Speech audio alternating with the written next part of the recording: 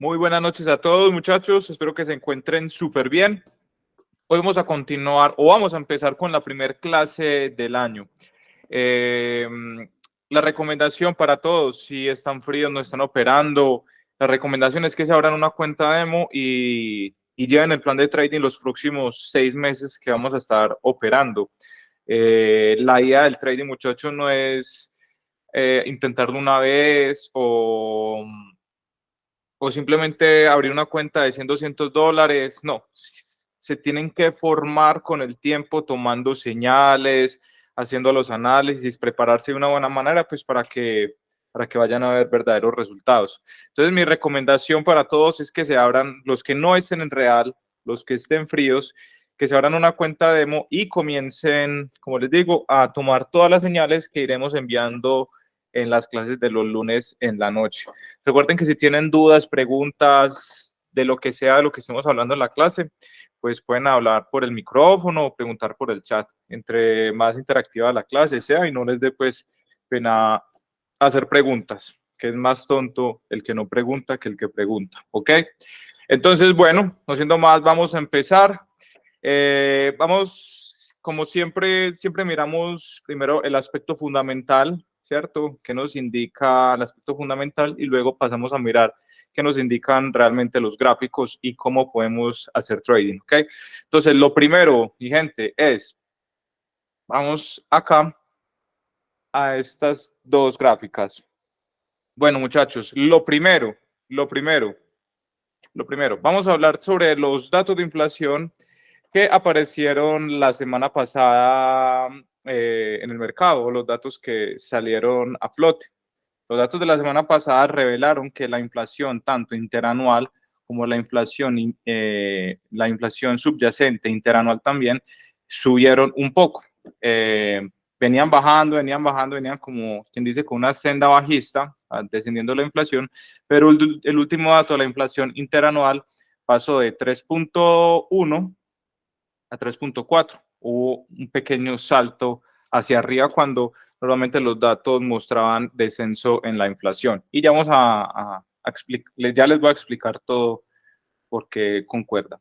Si miramos también la inflación subyacente interanual, también subió, esta sí bajó de 4.0 a 3.9. Entonces, lo que es la inflación subyacente de Estados Unidos, la inflación subyacente, muchachos, es la inflación que excluye alimentos y energía, ¿ok? Entonces, esta es la inflación más difícil de bajar y esta es la que mostró realmente un descenso. Entonces, vimos un leve aumento en la inflación interanual, que es la más volátil, pero vimos un descenso en la inflación más difícil de bajar. Entonces, es como un dato mixto en el mercado que se puede tomar como normal, como plano, levemente bueno, ¿ok? Entonces, si nosotros miramos aquí esto, en un momento los mercados, cuando salieron los datos de inflación, lo que fue el oro, algunos activos que cotizan contra el dólar, pues tuvieron una caída, ¿cierto? Reaccionando, digámoslo así, a esos primeros momentos de que se revelaron los datos de inflación. ¿Qué es lo que pasa? Que en ese momento se generó ese miedo de que de pronto la inflación podría volver a subir, pero cuando revisamos esta herramienta que me gusta demasiado, para mí esta es la herramienta madre del momento, o sea, lo que más les puede servir es esta herramienta, que es el Fed Watch Tool, que es para analizar si van a subir tasas de interés o no van a subir o cómo están las apuestas. Entonces, es muy importante esta herramienta pues para determinar cuáles van a ser las políticas monetarias o las próximas jugadas y así tratar de aprovechar los escenarios que se den en esa dirección que están presentando estos datos. Entonces, si nosotros miramos aquí esta parte de acá de la inflación, si miramos, bueno, en la primera reunión del 1 de enero, del 31 de enero, las tasas de interés van a quedar quietas, con un 95% de probabilidad de que se van a quedar tal cual quietas. Pero si nosotros miramos la reunión de marzo en adelante, en cada reunión se van a ir bajando tipos. Entonces, las tasas ahorita están en 5,50 y miren que la probabilidad está con un 70% de probabilidad de que bajen a 5.25. Y si seguimos de aquí hacia abajo, pues nos daremos cuenta que la inflación está bajando, ¿cierto? Y por eso pueden bajar tasas de interés. En la próxima reunión de mayo, con una mayoría de probabilidades de un 67%, las tasas de interés pueden quedar entre el 5% y el 4,75%. Lo más normal es que bajen primero de 5,50 a 5,25 y en esta queden en 5,50. Y si seguimos avanzando, casi siempre, pues vamos a ver que la mayoría o las probabilidades más altas, en este caso con un 57%, que van a bajar las tasas a 4,50 a 4,75. ¿Qué implica esto, muchachos? Bajar tasas de interés implica una aceleración de la economía, porque cuando bajan tasas, los préstamos se facilitan, o bueno, no se facilitan, son más baratos los préstamos, y si hay más préstamo en el mercado, o sea, la gente se endeuda más, pues la economía va a girar mucho mejor. Recordemos que una economía, entre comillas, digámoslo, saludable, entre comillas, es que la gente se endeude. Yo siempre les voy a recomendar el video de Ray Dalio, de Machine Economics, que es donde muestra las políticas monetarias y cómo funciona la máquina del dinero, ¿ok? Entonces, entre más préstamos hayan, pues más dinero va a ir circulando en el sistema y por lo tanto van a haber más ganancias empresariales y por lo tanto el mercado puede seguir subiendo, ¿ok? Entonces, ahorita, pues todas las probabilidades están a que este año van a haber una bajada y un descenso en las tasas de interés que mínimo pueden quedar a final de año, pongámosle un término medio, quedar en 4% a 4,5%. Esos son como 150 puntos básicos. Eso, digámoslo así, que le daría cierto dinamismo al mercado. ¿Qué es lo que pasa aquí con esto? ¿Qué es lo que pasa aquí con esto? Si nosotros analizamos el bono a 10 años, vamos a analizar aquí el bono a 10 años. Ok, bueno, aquí estamos viendo la rentabilidad del bono a 10 años. Eso está muy sujeto a lo que son las tasas de interés. Cuando empezaron a subir las tasas de interés o que habían previsiones de que iban a subir tasas de interés, pues la rentabilidad de los bonos comenzaron a subir. Pero cuando el mercado ya detectó que el mercado llegó al punto más alto en su subida de tasas de interés, la rentabilidad de los bonos comenzaron a caer. Entonces, si nosotros miramos bien toda la foto, vemos que la inflación realmente bajó de 9,1 a 4,0 prácticamente, ¿cierto? O sea, bajó básicamente la mitad, es decir, y estimaban que iba a quedar en 4,0 mucho más adelante. Entonces, la inflación bajó, se prevén que van a bajar tasas de interés. Entonces, si nosotros miramos los tres activos que más me gustan, que es la bolsa de Estados Unidos, principalmente el Nasdaq, el oro y el Bitcoin, estos activos, según esto que se está viendo hoy en día, las apuestas que se están viendo hoy en día es que pueden seguir subiendo, que van a seguir subiendo, ¿ok? Ya vamos a mirar unas distinciones que pueden pasar. Entonces, miremos aquí algo, muchachos. Si nosotros miramos aquí la rentabilidad del bono a 10 años y ponemos esta línea más o menos en el 30 de octubre, miramos este descenso. Y si vamos a la gráfica del Nasdaq 100, ponemos también una línea. Vamos aquí, una línea. También en el 30 de octubre, pues veremos que hay una correlación. Miramos que la rentabilidad del bono el 30 de octubre comenzó a bajar, más o menos, y vemos que el Nasdaq comenzó a subir. Y esto se produce, pues, básicamente porque el mercado apuesta a que van a bajar tasas. Y si apuesta a que van a bajar tasas, pues estos tres activos terminan subiendo. Y sumémosle también los stocks, las acciones. Entonces, eso es lo que puede pasar. Entonces, si miramos la foto en un entorno fundamental, nos avisa que el mercado va a seguir subiendo, ¿ok? ¿Qué quiere decir que va a seguir subiendo por análisis fundamental? Entonces, ¿nos vamos en compra ciegamente? No. Aquí es donde ya tenemos un sesgo alcista fundamental, de momento. De momento tenemos un sesgo alcista fundamental, hasta el momento. Pero ya lo que toca hacer en este punto es encontrar los puntos técnicos o de análisis técnico que nos permitan entrar en esa dirección, ¿ok? Eso es lo más importante. Les recuerdo que si tienen alguna duda, pregunta, de lo que sea, pues pueden comentar, ¿ok? Entonces, si seguimos acá, entonces empezamos por el análisis del Nasdaq 100. Sí, Camilo, te escucho.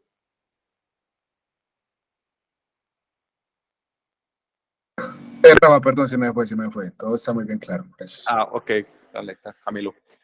Bueno, entonces tenemos una dirección alcista tanto en fundamental y ya lo que necesitamos encontrar son las pautas de análisis técnico que nos permitan montarnos al alza en estas posibles tendencias. Pero ya vamos a hacer una distinción.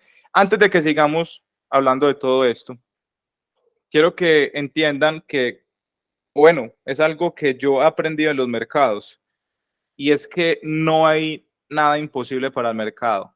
Si el mercado literalmente le da la gana de empezarse a mover en círculos, lo va a hacer. Obviamente no se va a mover en círculos. A lo que me refiero es que si usted cree que es imposible que el mercado vaya a caer, créame que eso puede pasar. Si usted cree que es imposible que el mercado rompa máximos históricos y se siga derecho como un cohete y cree que usted es imposible, eso puede pasar, ¿ok? ¿Por qué digo esto? Porque si ahorita yo veo que todo es alcista, como quien dice, todas las apuestas fundamentales son alcistas, pues obviamente hay que tener una visión contraria. Y eso es algo que he aprendido con los años, de que yo no me enamoro de un análisis. O sea, yo creo que va a subir, veo que va a subir, pero si en algún momento se me presentan señales contrarias, créame que yo me cambio la camisa inmediatamente.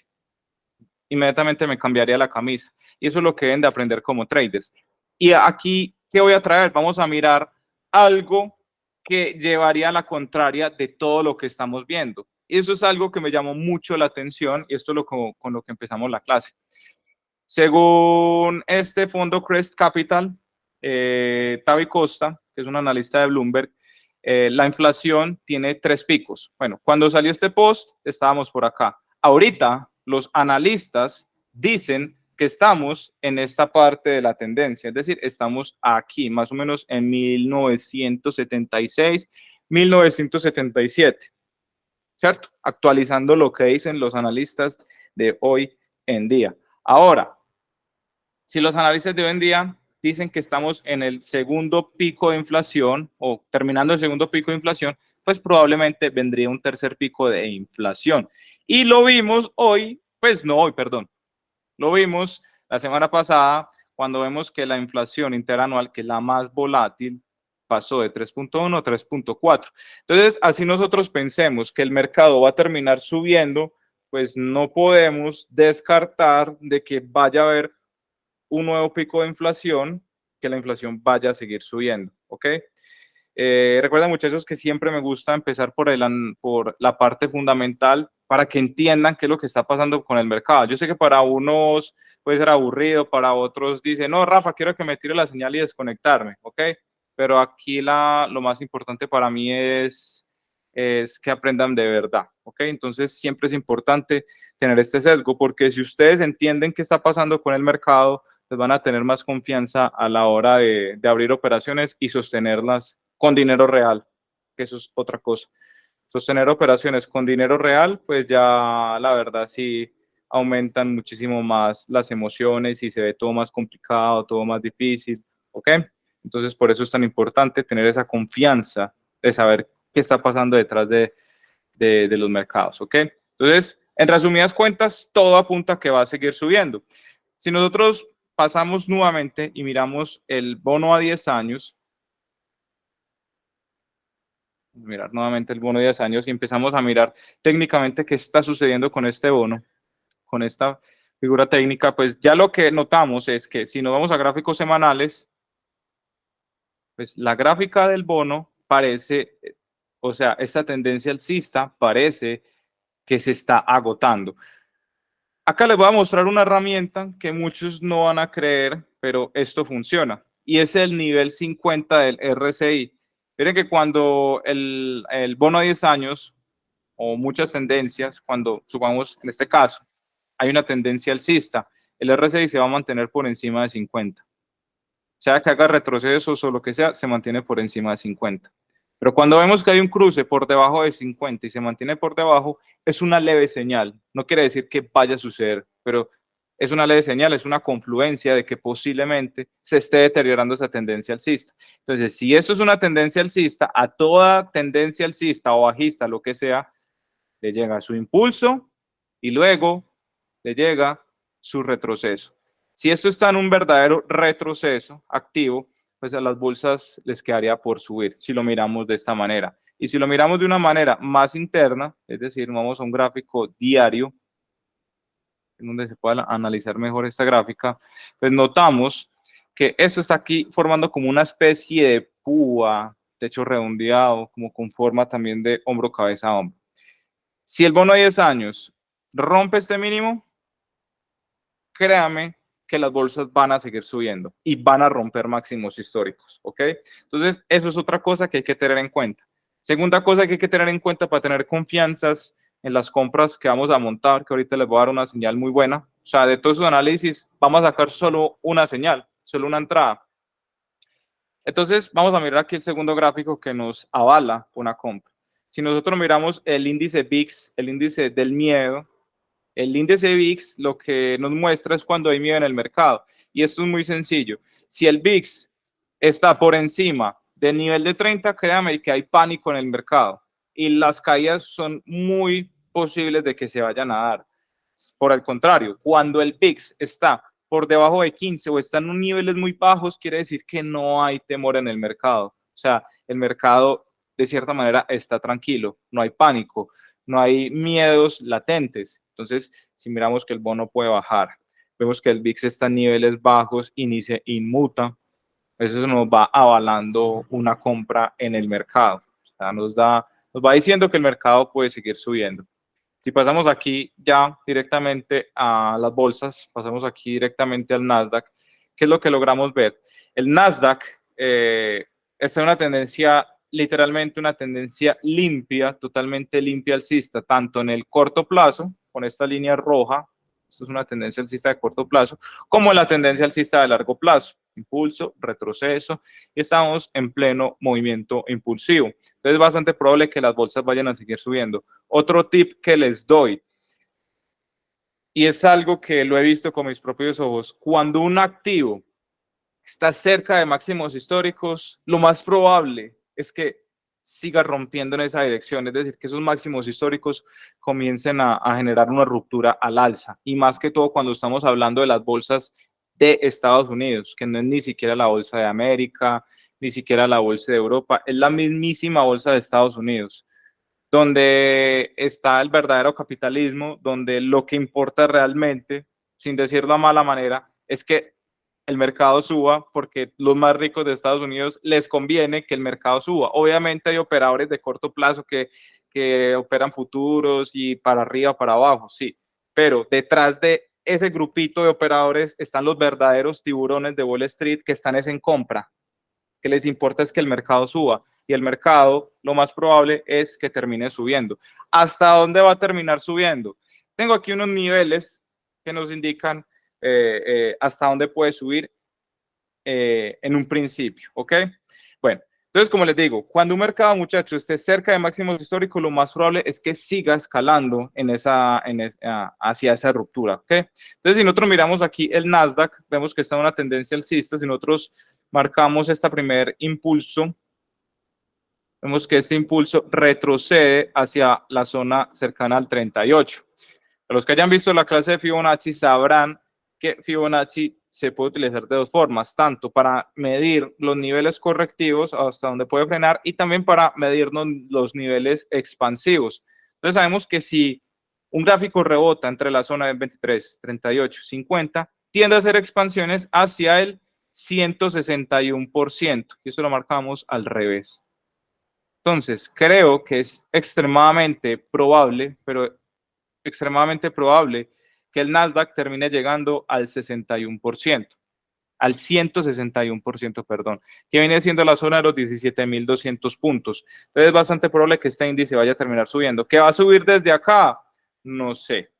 Que pueda moverse lateralmente unos días, bajar hasta de pronto hasta acá y después subir, es bastante probable, ¿ok? Pero esto nos va dando una idea de lo que vamos a hacer.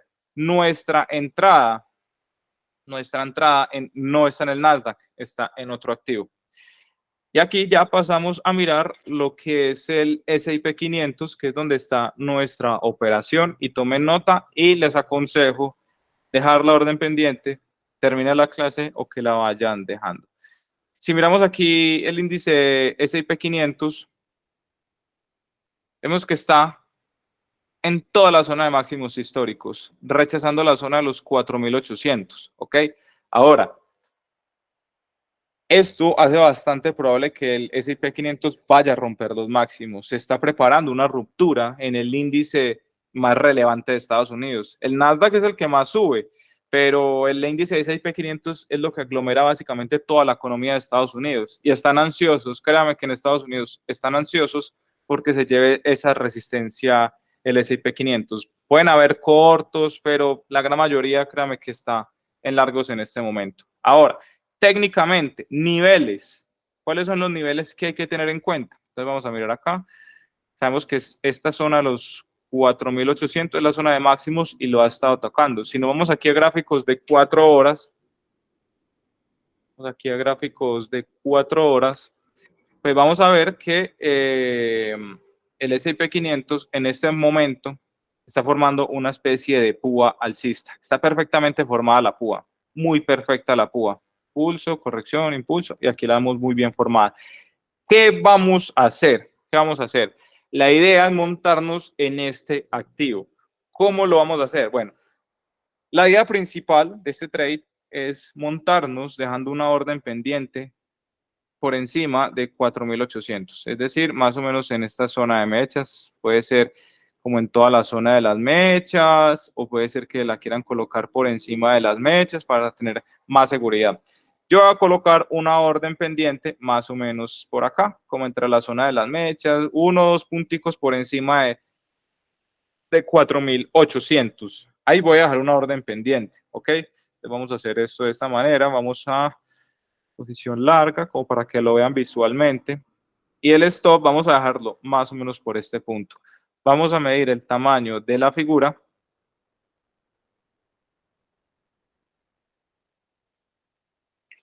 Y vamos a proyectarla en su ruptura. Vamos a hacer esta operativa en 2 partes. Ya les explico cómo. La primera parte, que es la más recomendable, es hacer el trade o aplicar o meter la primera compra cuando rompa la zona de los 4.800. Ese sería el primer trade, ¿ok? Como hablamos en las últimas clases de gestión de riesgo, nosotros podemos dividir las entradas, ¿cierto? Entonces podemos hacer algo. Podemos poner la mayor parte del trade a la ruptura de 4.800. Supongamos, vamos a destinar un 2% para este trade. Vamos a dejar un 1% o un 1,25% en 14.800. Y en la sesión del día de mañana, cada uno va a tratar de forma personal de buscar una entrada arriesgando 0,75 en una zona de estas. O sea, puede que caiga mañana hasta acá y hagan la compra, o que caiga mañana hasta acá, o digan, no, ya va a subir, voy a comprar acá. Esa se la dejo, o sea, que cada uno lo haga, ¿cierto? Que tenga la capacidad de tomar la decisión, porque tomar decisión en el trading es sumamente importante.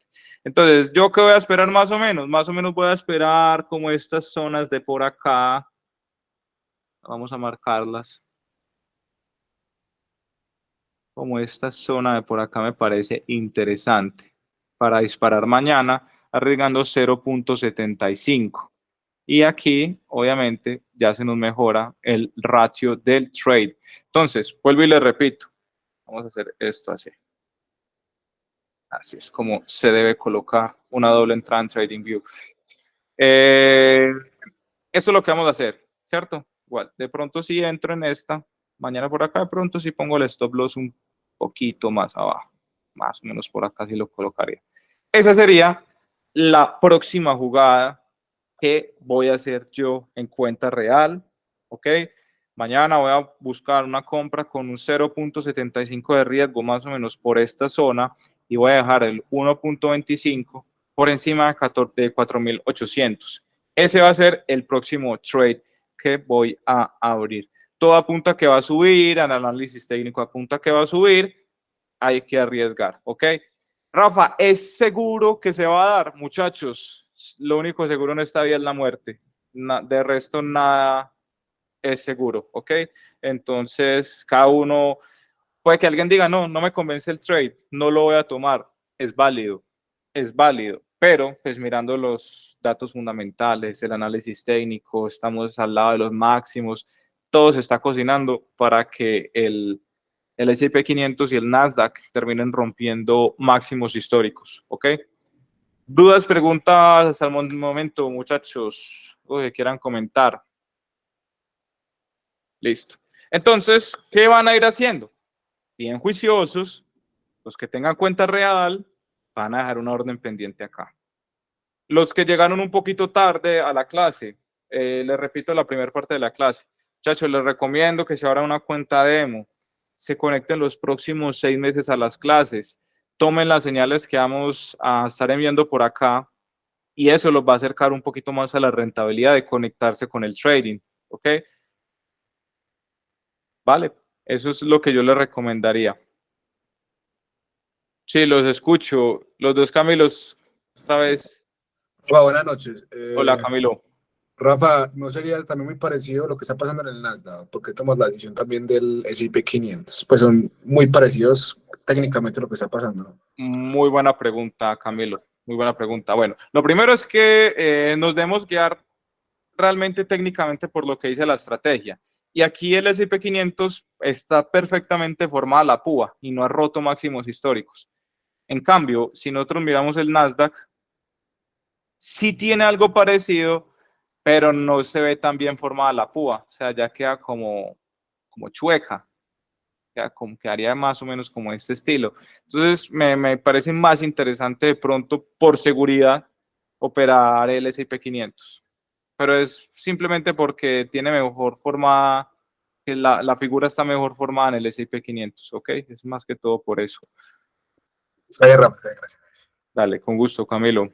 Manuel, Rafa, ¿puedes compartirnos los earnings de esta semana y la otra? Sí, ahorita, venga, ahorita miramos, ponemos la página.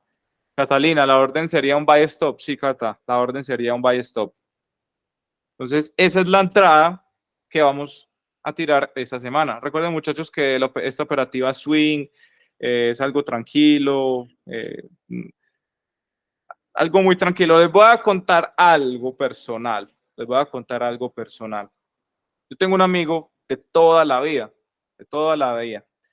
Resulta que él la semana pasada me llamó, me dijo, y él tiene una empresa muy grande, es demasiado adinerado, es muy, muy adinerado y pues, literalmente él no, como que no tiene tiempo a veces. Y me dijo, Rafa, tengo 2 cuentas de $300,000 y conocí a un man acá en Estados Unidos que opera futuros y hace scalping. Y yo, muy bacano. Y es que, Rafa, te quería pedir el favor de que si te puedes conectar a las clases de él, te paso las cuentas, las dos de $300,000 y tú metes las operativas que él va haciendo en la mañana. Yo, listo, hágale, no hay problema. Empecé a operar, o sea, me empecé a conectar a esas clases, muchachos, y les digo, qué locura. El primer día perdí $10,000 y no es que hayan sido decisiones mías, me dijo, siga las señales que hace él, yo las sigo tal cual, con 1 o 2 contratos. Qué locura. Que está subiendo, que compre medio bajo una velita y entonces venda, que medio está 3 puntos a favor, me voy a break-even. Muchachos, una locura. O sea, yo comparo esto que estamos viendo hoy en día con otras cosas y créame que eso es un trading maduro, se los aseguro. Se los puedo asegurar que eso es un trading maduro, que no vende humo, que realmente puede ofrecer algo, pero no demasiado. No sé si me haga entender. Por ejemplo, yo el 2023 terminé cerrando un 47% con las cuentas que manejé. 47%. Los 3 primeros meses perdí como un 8%, y de ahí para adelante fue que comencé a remontar. Pero como les digo, muchachos, este es un trading maduro, no es algo que esté loco. Es muy difícil quemar una cuenta aplicando gestión de riesgo y siguiendo esta operativa, ¿ok? Bueno, digamos algo pues que les quería como comentar. Recuerden que si tienen dudas, preguntas, pueden comentar. Bueno, seguimos aquí con el índice de China. Bueno, yo a este índice ya le perdí toda la confianza del mundo, tenía la fe de pronto de que iba a subir y no ha levantado cabeza. Terminó llegando pues como a esta zona que teníamos planteada desde hace mucho tiempo, que llegara nuevamente a esta zona o a esta base, por la proyección de este hombro, cabeza, hombro con doble techo, y ya vemos que ha cumplido las dos proyecciones. Pero de momento vemos que no se estabiliza la caída. No se estabiliza la caída. Veo que sí está formando como una especie de diamante, que es una figura de cambio, pero no la ha terminado de formar muy bien. Sí, les digo, estén pendientes de China más o menos por esta zona, que está más cerca un rebote de que siga cayendo, ¿ok? No es un trade no sería un trade como para ir a buscar máximo, no. Si formo alguna pauta en 4 horas, 1 hora confiable, de pronto podemos operar un rebote en China. Entonces, muy pendientes de China, que de pronto en cualquier momento puede hacer un rebote. De momento, creo que va a seguir buscando un poquitico puntos más bajos, ¿vale? Seguimos por aquí con la gráfica del oro. Bueno, muchachos, si nosotros vamos a pasar a gráficos diarios. Vamos a mirar esto, cómo estamos acá. Bueno, el oro está literalmente al lado de los máximos históricos, ya intentó hacer una ruptura, dejó una sombra, que aparecieron demasiados vendedores, no lo quieren dejar pasar, pero cada vez se acerca más y se comprime más en esta zona, ¿ok? Entonces, si nosotros miramos en gráficos semanales, esto está dejando como unas sombras por acá. Hay que estar cautelosos, ¿cierto? Si vamos bajando en temporalidades, bajamos a 4 horas. Vamos a 4 horas. Lo que podemos notar aquí a priori es que tiene una tendencia alcista sana, o sea, es decir, los bajos cada vez son más bajos, más altos, perdón, los altos cada vez más altos, estamos cerca de máximos históricos, ya vimos esto, o sea, las apuestas que van a bajar tasas. Entonces, esto en teoría debería fortalecer al oro para que siga subiendo. Si nosotros lo miramos técnicamente, ya de pronto para hacer trading, porque una cosa es decir, no, las tasas las van a bajar, el oro va a romper máximos históricos y bueno, cuando compro, son dos cosas distintas, ¿listo? Ahora, ¿cuál va a ser nuestra zona, digámoslo así, para tratar de montarnos al alza en este activo? Acá vemos un canal descendente, ¿cierto? Tenemos un canal descendente que ya activó al alza. Si nosotros medimos el tamaño de este canal, parte interna, y lo proyectamos, nos indica que este canal le falta por subir, como quien dice, apunta a que va a terminar subiendo nuevamente como a esta zona de máximos, y yo creo que si ya vuelve y se asoma por acá, ya es porque se va a terminar yendo del todo al alza, ¿ok? Entonces, ¿qué es lo que vamos a hacer? Vamos a esperar un pullback en el oro, vamos a acercar un poquito esto. Ya tengo una zona tentativa para abrir una compra. Esto ya activó, vamos a esperar un pullback hacia la zona de los 2040 cerrados, que es más o menos esta zona de liquidez. Eso antes fue resistencia. En el futuro ya esto puede pasar a ser un soporte. Entonces vamos a estar muy pendientes de que el oro llegue a 2040. No les digo que compremos ya ni que demos una orden, porque quiero ver cómo llega, ¿cierto?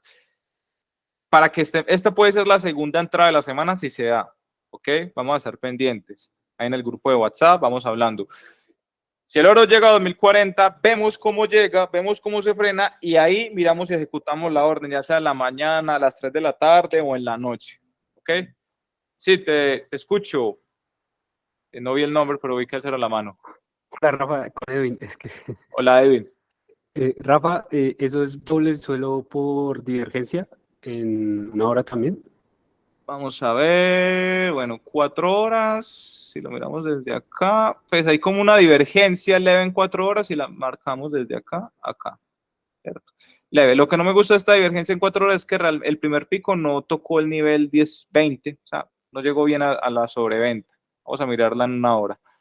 Pero sí, tiene como su forma, Edwin.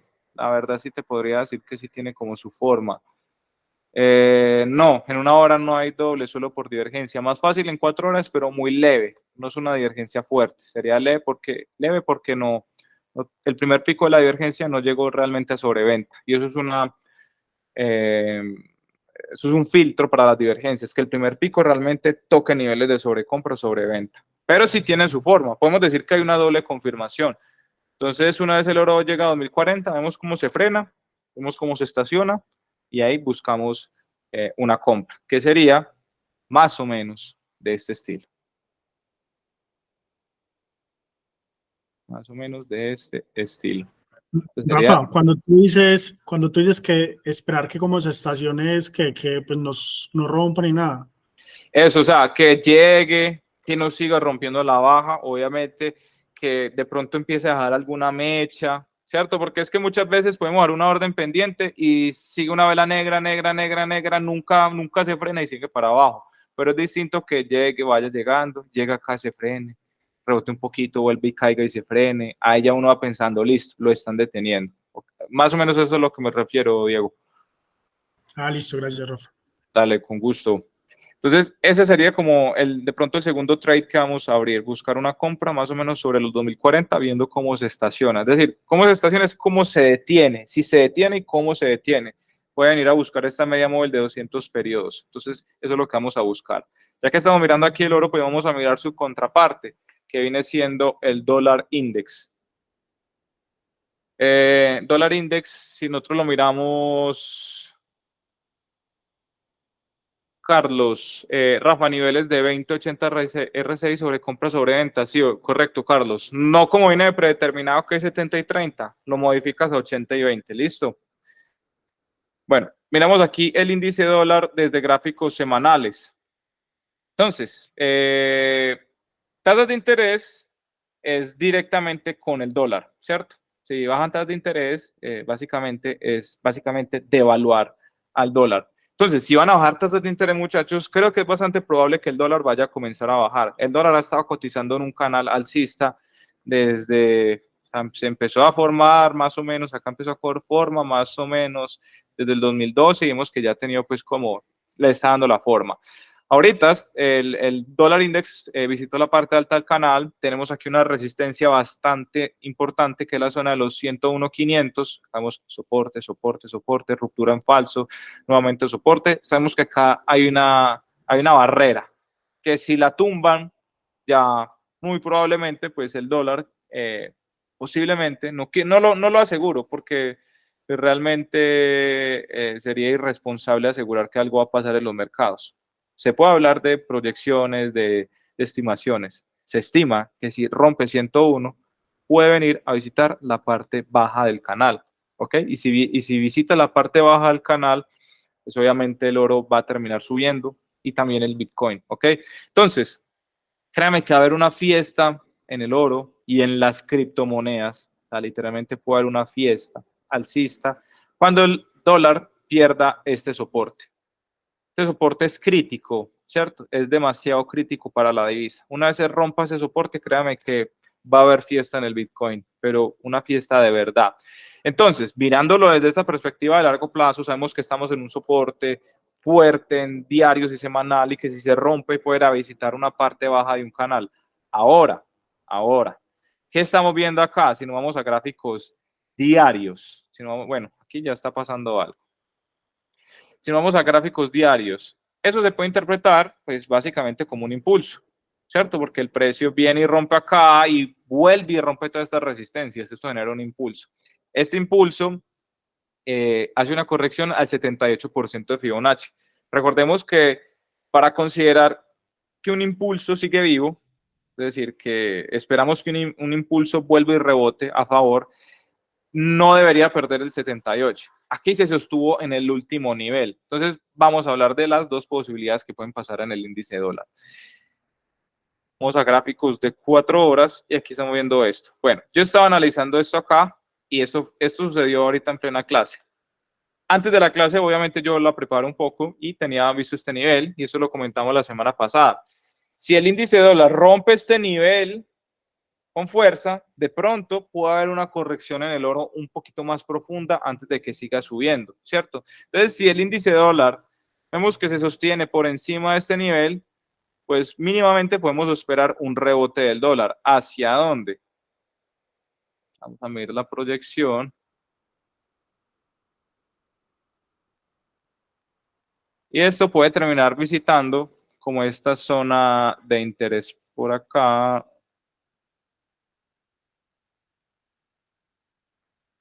Me olvidé dónde es que están los cuadros de TradingView. Listo. Más o menos por acá, como a esta zona de interés. Más o menos por acá. Más o menos al 38% de toda la tendencia alcista, ¿cierto? Que de pronto reanude un movimiento alcista, pues ahí está avisando, y que el oro de pronto retrase unos días más la subida. Por eso es que puse el oro y el índice de dólar juntos, porque van de la mano, ¿cierto? No podemos analizar uno sin dejar de mirar el otro.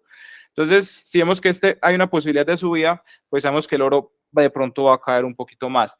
Si por el contrario, vemos que el índice dólar pierde más o menos este nivel,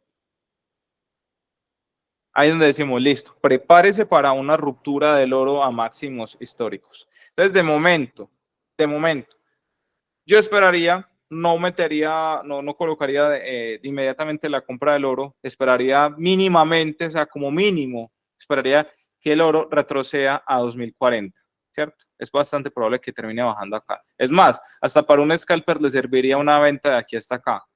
Podría darse esa venta en ese punto, pero pues obviamente yo no lo voy a hacer.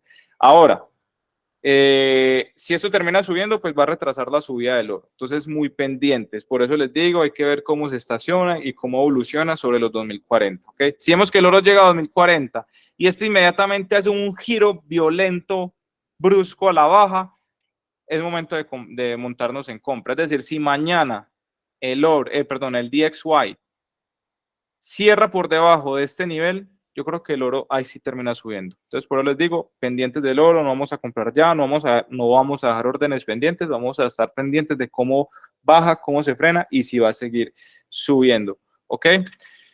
Seguimos por aquí con el Bitcoin.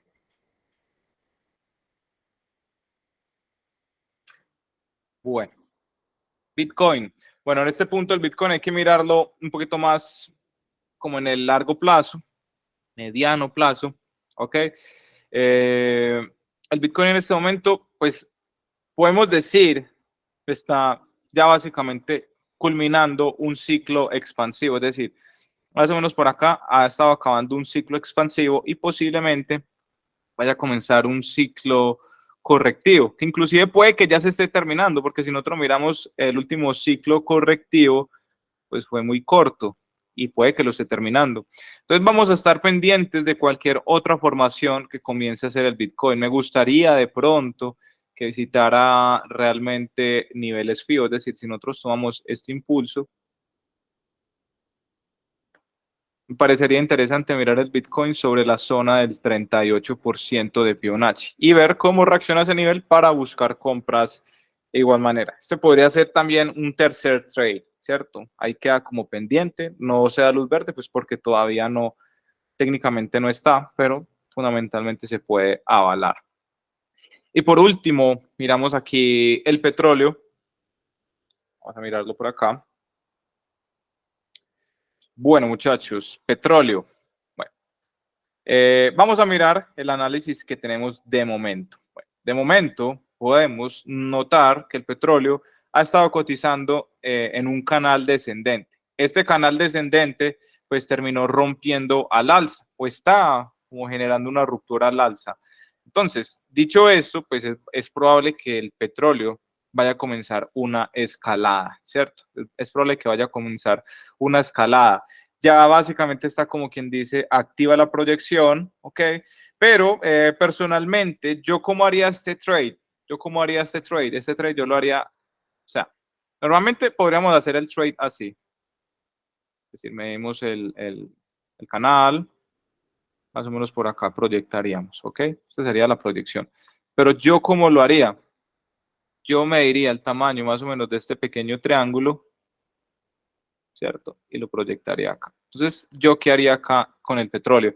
Buscaría compras en la activación del triángulo y stop loss más o menos por acá y lo haría así, de esta manera, buscando una segunda confirmación para la entrada.